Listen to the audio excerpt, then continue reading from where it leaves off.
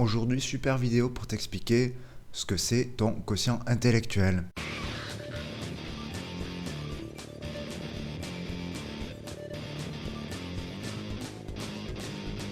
Alors, ton quotient intellectuel, c'est un sujet qui fait naître beaucoup d'émotions chez les gens. Donc, on va essayer de se détendre et d'expliquer les choses calmement, pas à pas. Dans une première partie, je vais t'expliquer ce que c'est ce score. Dans une deuxième partie, je t'explique comment on fait le calcul. Dans une troisième partie, je te dis pourquoi il va falloir être super prudent quand des gens t'expliquent des choses sur le QI.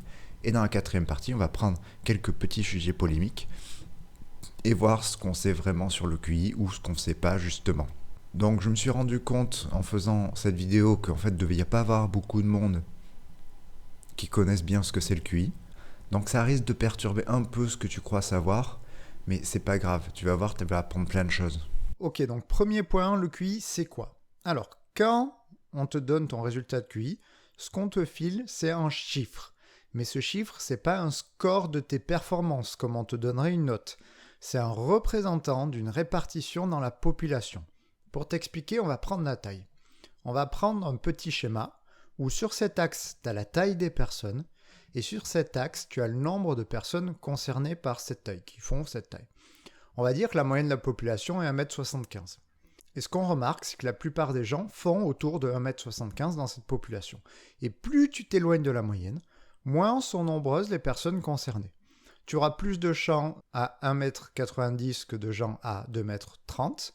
Et quand on a une répartition de la population comme cela, on dit que la répartition suit une loi normale, ce qui est le cas pour le QI. Donc ton score de QI, ce n'est pas un résultat brut de tes résultats au test, mais c'est ta position dans cette courbe. Quand on te dit que tu as un QI de 100, cela veut dire que tu es pile dans la moyenne de ta population, avec à peu près autant de personnes au-dessus de toi qu'en dessous.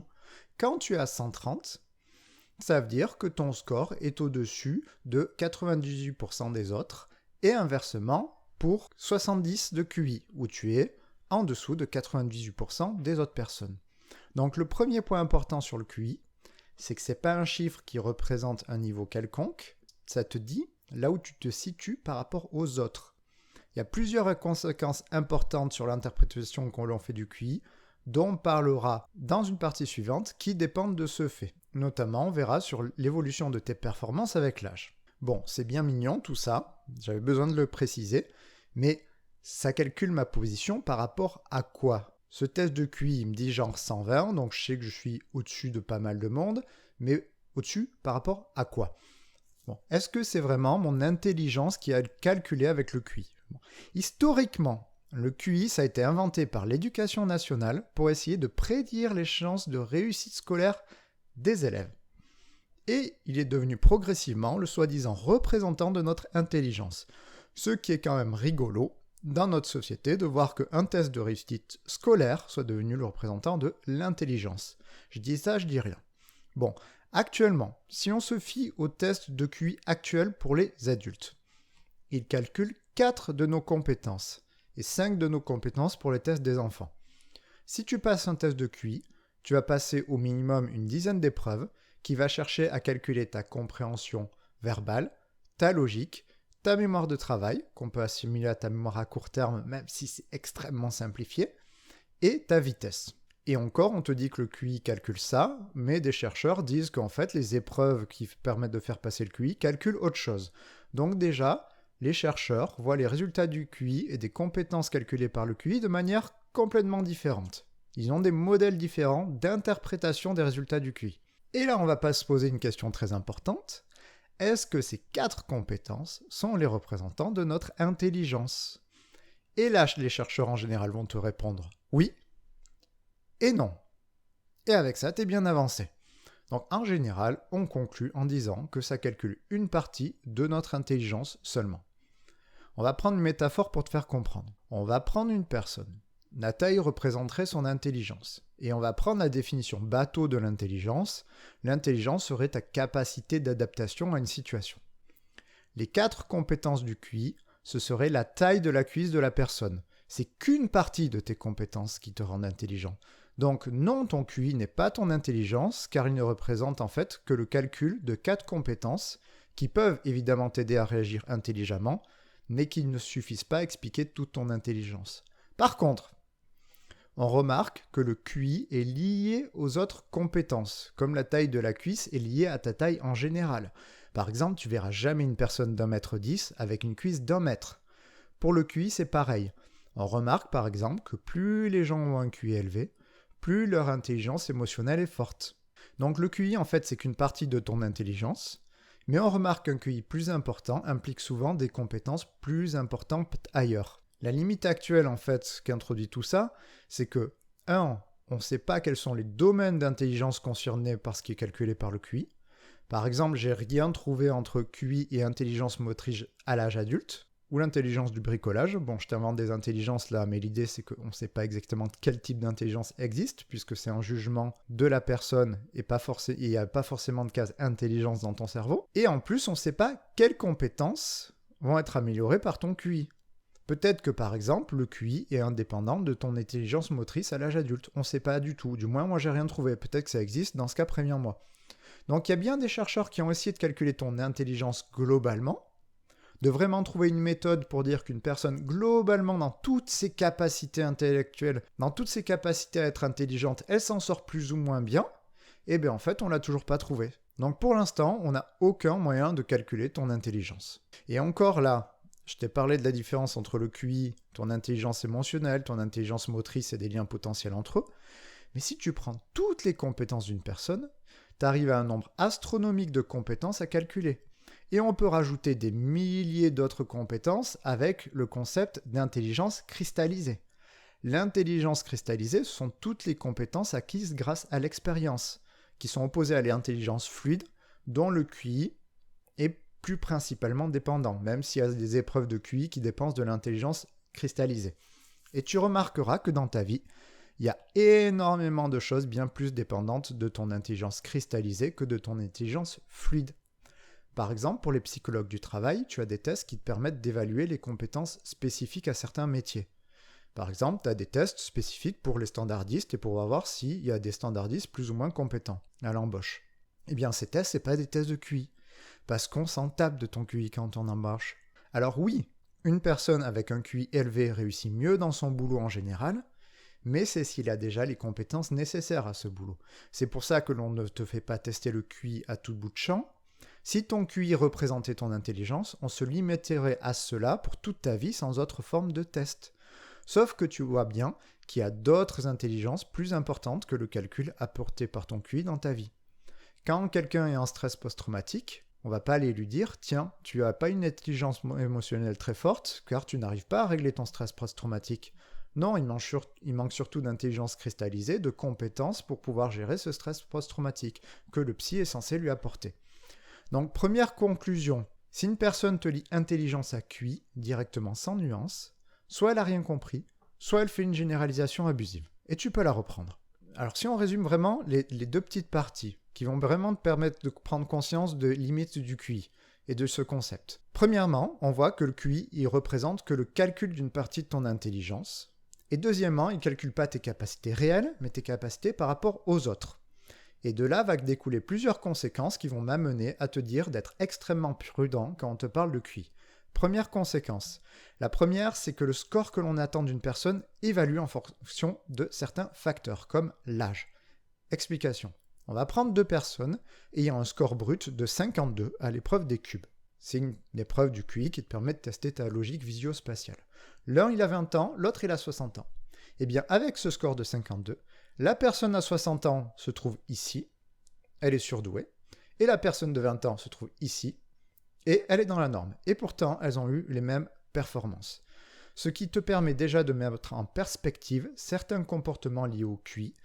Par exemple, la personne de 50 ans qui te prend de haut parce qu'elle a un QI élevé, eh bien, si tu as 20 ans, tu peux maintenant lui dire « Écoute mon gars, je te prends quand tu veux aux épreuves du WISC, je te nique. » Ben oui, parce que pour avoir les performances d'une personne dans la vingtaine à la plupart des épreuves pour le QI, eh bien c'est super difficile quand tu as 50 ou 60 ans.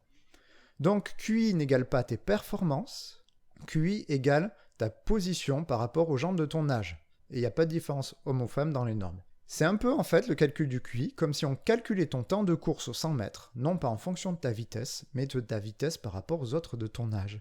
Et si on faisait des Jeux Olympiques comme cela, on aurait peut-être un vieux de 60 ans qui aurait un meilleur score qu'Usain Bolt, et qui aurait la médaille d'or, alors qu'il est moins rapide. Une autre conséquence, c'est qu'il faut faire du coup extrêmement gaffe à quelle population sont comparées les personnes. Globalement, en général, tu as des normes de QI par pays. Genre en France, si tu le passes, on va te comparer au reste de la France. Ou de la francophonie, j'avoue, je ne sais pas. Sauf que cela pose problème, car il y a quelque chose qui fait beaucoup varier le QI, c'est la pauvreté des gens. Et la pauvreté des gens, change en fonction des régions. Donc par exemple, en Grande-Bretagne, tu as des chercheurs qui disent qu'on devrait faire des normes en fonction non pas du pays, mais de la région. Parce que tu as des régions très pauvres, le QI y est beaucoup plus faible que dans les régions riches. Et que donc, les gens au-dessus des autres dans les régions pauvres, qui sont surdoués dans les régions pauvres, eh bien on peut considérer que dans la moyenne nationale, ils sont juste dans les normes, alors qu'ils sont au-dessus des autres dans leur région. Et si on fait des QI par région, ça pose un autre problème, parce que le mec qui est dans une région pauvre, on lui fait un calcul du QI dans sa région, on lui dit il est surdoué. Donc il va faire ses études dans une région plus riche, et on va lui dire, ben non, là t'es dans les normes, t'es plus un surdoué. Et ce qui amène à la question suivante finalement, vu qu'on compare les performances par rapport à une population et pas nos performances, ça veut dire quoi être surdoué ou surdoué? Tu vas me dire, moi je croyais que c'était des cases claires. Et là, je suis en train de te dire, en fait, qu'un surdoué vieux, il n'est pas plus fort qu'un jeune normal. Et on arrive à l'une des conclusions importantes, c'est que du coup, tu peux voir que classer les gens en fonction de leur QI, ça ne correspond pas à une réalité existante. Typiquement, par exemple, on parle de surdoué ou de précocité pour une personne avec un QI de plus 130. Sauf que la personne à 125, elle est beaucoup plus proche du résultat du surdoué que de la norme, que de la moyenne. Alors tu vas me dire, on n'a qu'à le foutre surdoué aussi. Mais dans ce cas, tu déplaces le classement du surdoué et tu le déplaces jusqu'où? Jusqu'où on arrête de se dire, ben en fait, c'est une règle arbitraire. Le classement du surdoué ne correspond pas à une réalité objective, mais à une règle arbitraire. Classer les gens en cases en fonction de leur QI, ce serait comme classer les gens en fonction de leur taille. Tu aurais, par exemple, le petit en dessous d'1,25 m, tu aurais le grand au-dessus de 2,15 m, et les autres normaux. Tu trouverais ça ridicule de classer les gens comme ça.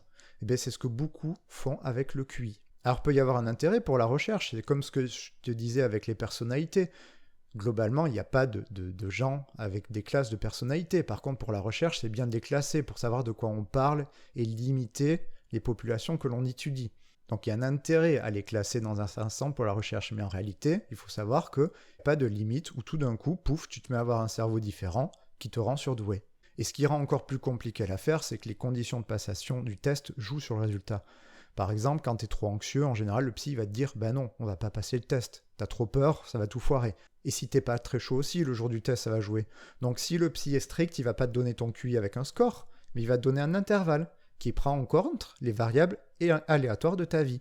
Donc classer quelqu'un en fonction d'un intervalle, c'est encore plus bancal. Et donc tout ça pour te dire, effectivement, et t'expliquer pourquoi c'est compliqué, j'ai bien préparé le terrain, on va arriver à la conclusion finale, c'est que on prend ta vie, tu as tes compétences du QI, tu as aussi plein d'autres compétences dans ta vie.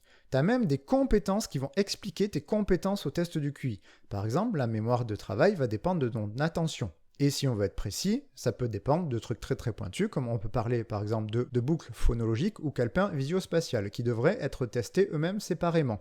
Donc déjà, tu commences à voir le bordel. Puis, on a ton expérience, tes connaissances, ce qui peut représenter ton intelligence de manière générale. Et toutes ces compétences vont interagir entre elles. Ensuite, dans ta vie, on a ta culture, ton éducation, ton attachement, ta santé, ta personnalité, ton comportement, ta façon de penser, tes proches, ton environnement, tous aussi compliqués à comprendre que ton intelligence.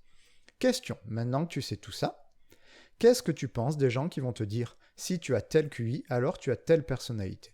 Si tu as tel QI, alors tu vas attirer les pervers. Si tu es surdoué, alors tu as ci. Si tu es sous-doué, alors tu as ça. » Le monde est trop complexe pour tirer de telles conclusions.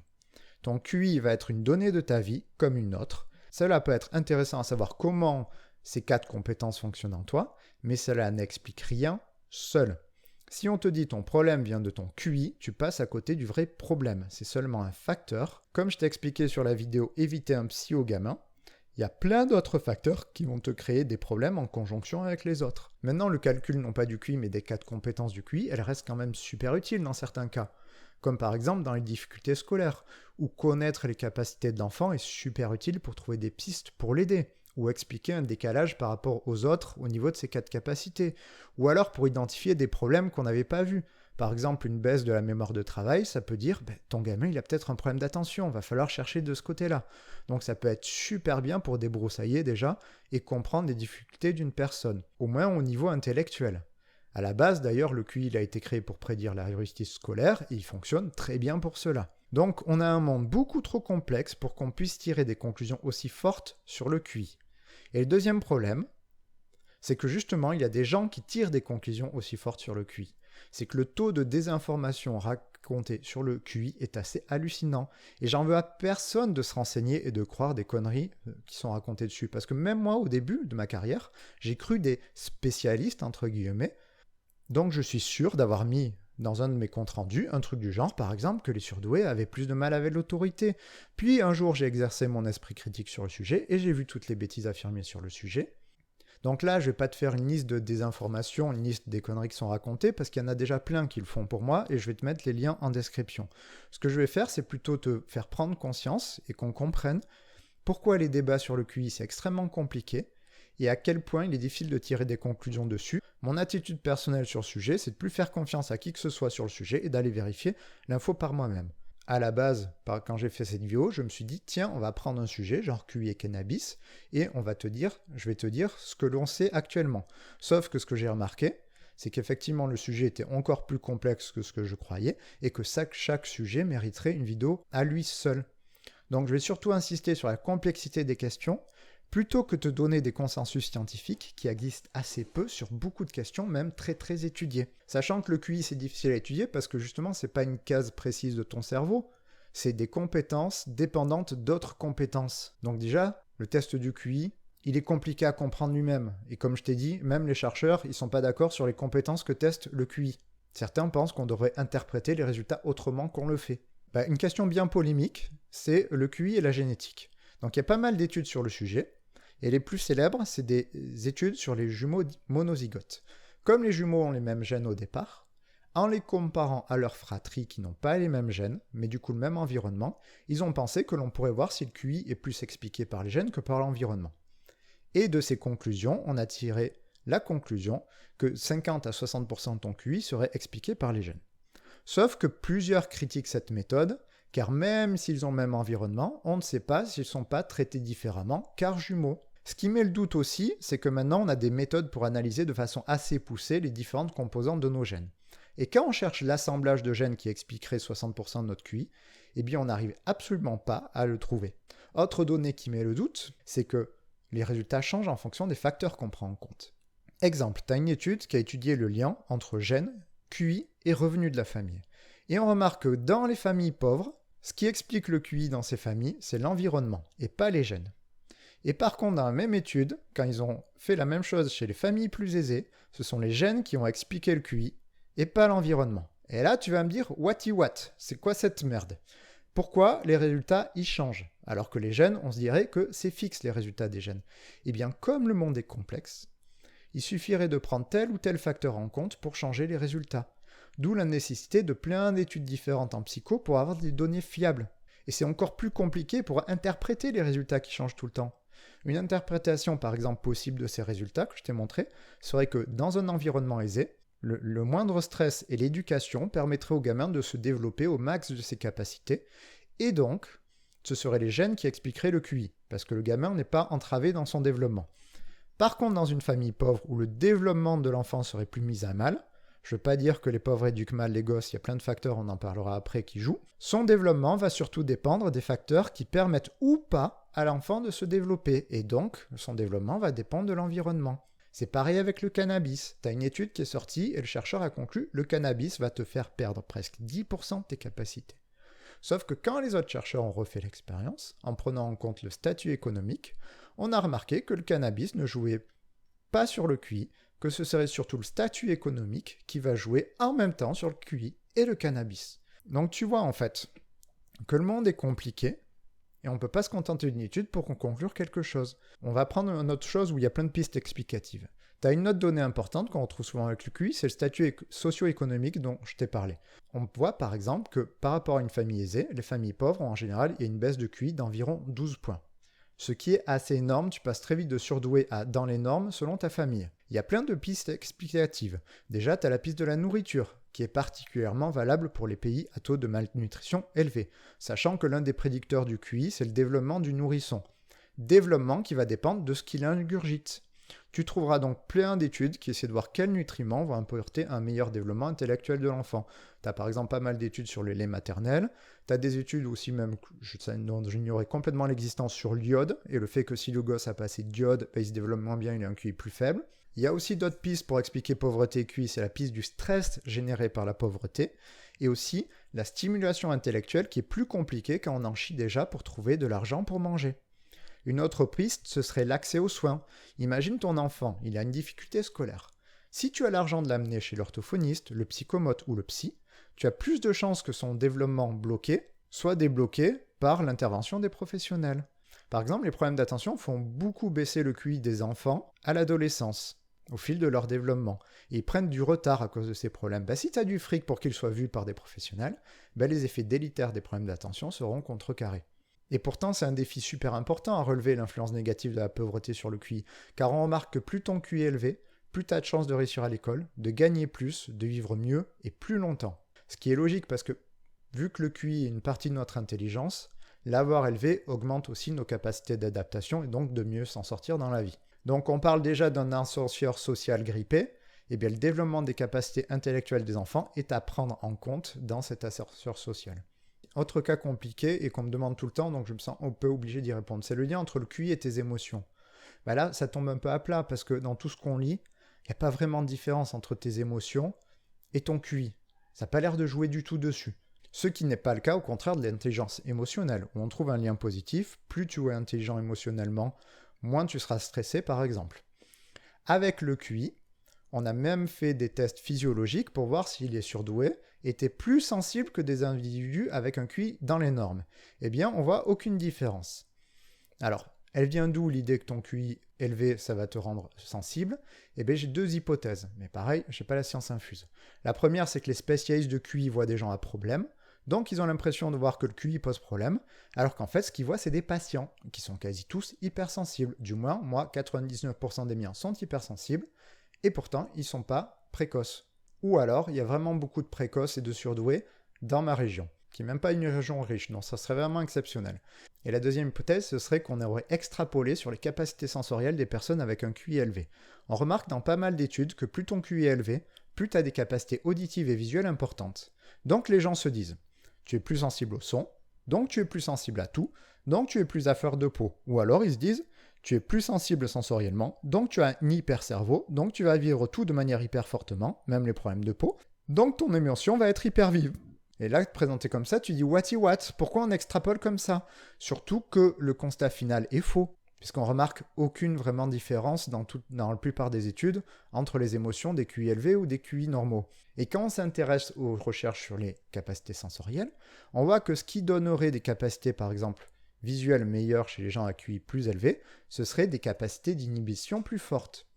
En fait, dans une scène de la vie quotidienne, les capacités d'inhibition permettraient de bloquer les infos non pertinentes, comme le bruit des gens qui parlent autour de toi, et donc tu serais mieux capable d'écouter la personne en face de toi. Donc la plus grande acuité sensorielle chez les gens à haut QI pourrait non pas venir d'une meilleure sensibilité, mais d'un meilleur contrôle des informations dans leur cerveau. Et si j'avais envie d'extrapoler, je pourrais dire « Ah oui, donc s'ils ont un meilleur contrôle cognitif, ils ont donc un meilleur contrôle d'eux, ce qui est corrélé à moins de problèmes psy, ce qui expliquerait qu'ils sont en meilleure santé globalement. » Mais comme je pense de manière rigoureuse, je ne le ferai pas car le monde est trop complexe pour extrapoler. Et il faudrait prouver le moindre des points, chose que des dizaines d'années d'études ne suffisent pas des fois à prouver. Tu comprends pourquoi je ne fais donc plus confiance aux spécialistes et que je préfère vérifier par moi-même. C'est d'ailleurs en vérifiant par moi-même que je suis tombé sur des études qui disent « Regardez, plus ton QI est élevé, plus ta vie elle pue ». Sauf que l'on voit vite que ces études sont énormément biaisées et ne font pas le poids par rapport à une centaine d'autres qui disent le contraire. De manière globale d'ailleurs, j'ai eu beau avoir lu énormément d'articles scientifiques, Ne cherche pas ton malheur dans ton intelligence émotionnelle ou intellectuelle, ce sont généralement des facteurs protecteurs de psychopathologie. Même les addictions diminuent avec la hausse du QI. Évidemment, ne me crois pas, va vérifier par toi-même. Bon voilà, je t'ai donné des données très succinctes, mais pour te faire rendre compte à quel point la recherche c'était compliqué. Et donc s'il y a des sujets vraiment qui t'intéressent sur le QI, peut-être que j'en reparlerai dans une autre vidéo pour pouvoir pousser un peu plus loin. En attendant, s'il y a des choses qui te dérangent dans cette vidéo ou s'il y a des choses que tu n'es absolument pas d'accord parce que tu as lu tous les spécialistes, ben ça serait sympa qu'on en parle, mais par intermédiaire d'articles scientifiques. Du coup, on pourra voir ce que la science donne et vraiment pourquoi telle étude donne un résultat et l'autre étude ne donne pas un résultat. Il y a sûrement des raisons valables. En attendant, si tu veux te renseigner sur plein d'autres sujets, ben, tu peux cliquer sur les liens qui s'affichent là. Et puis, bonne matinée.